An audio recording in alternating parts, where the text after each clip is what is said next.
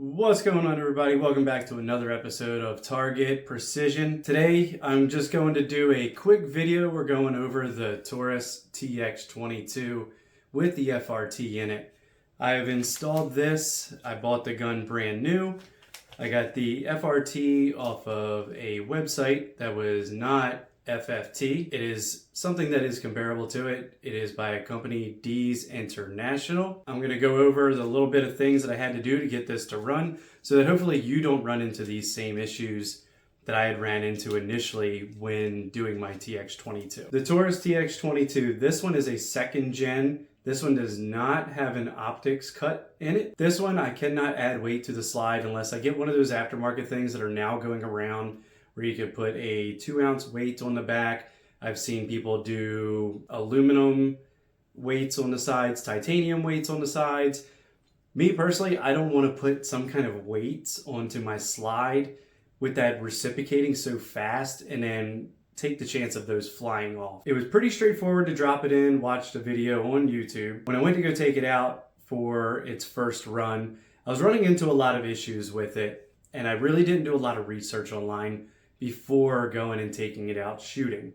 So what I did find online is that people had said that you had to be really light on the trigger, which I was thinking that I was. Found online that a lot of people had issues with the full 22 round mag and they were having better success with the 16 round mag. Me, myself, I was just having issues with it in general. It was a lot of light primer strikes.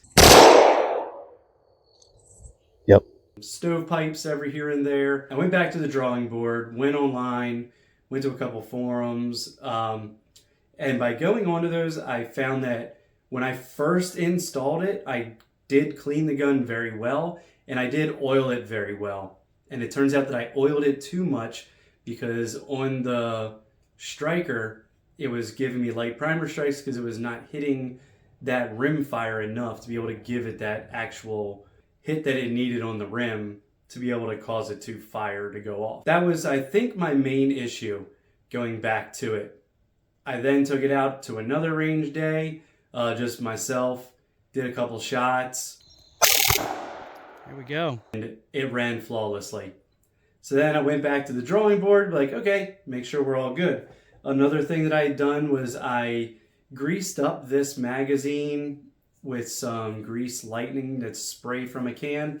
Just got in there, ran the full magazine through of ammo, then took them all out, put more in, just made sure I was able to cycle it up and down. I did the same thing with this one, I pulled the follower, sprayed down in there, ran it a couple times. And another thing that I've done as well is before loading it into my gun, I would give it a nice hit on the bottom to make sure that all of these would just seat properly within there. Another thing that I did with this is I went ahead and I got this in a 2-pack, and I noticed that there was a couple little well, not really so much burrs on it, but it just wasn't exactly 100% smooth.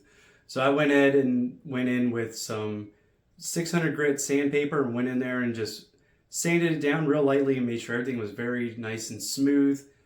Ever since then, along with oiling the gun in the proper spots, not over oiling it, I have not had any issues with my TX22 ever since.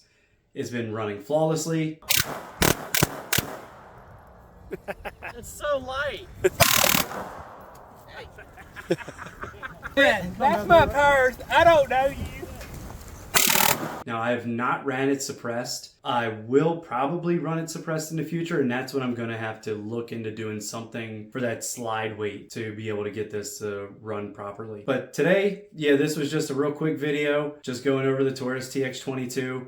We've got a lot of videos coming up here in the future. We've got some filming that we're doing this week. We're new, still starting all this out. So it really helps if you give this a like, subscribe, watch it, play it while it's in the shower. I don't care, whatever. Be on the lookout for more videos. We got some fun stuff coming up. If you've got a Taurus TX22 and you're having any issues with it, drop it down in the comments below.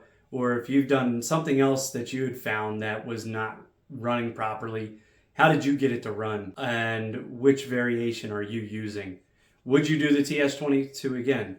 Me personally, I would definitely do it all over again. I've been contemplating on getting a second one with an optics cut so that I can have one for unsuppressed and one for suppressed. One other thing I did just messing around is I grabbed one of my flash hiders and just threw it on the front of this thing because it was the same thread pattern and just threw it right onto there. I may do a video or two. You may see it in a video or two with that on there, just messing around with me and the boys. That is all I've got for today. Again, be on the lookout for more videos coming. Turn on that subscribe button. Make sure you hit that little bell so you get notifications every time we send out a new video. We plan on doing uploads every Tuesday, so please be on the lookout for those as well. That is everything for today. My name is Chris, and we'll see you next time on TARRget Precision.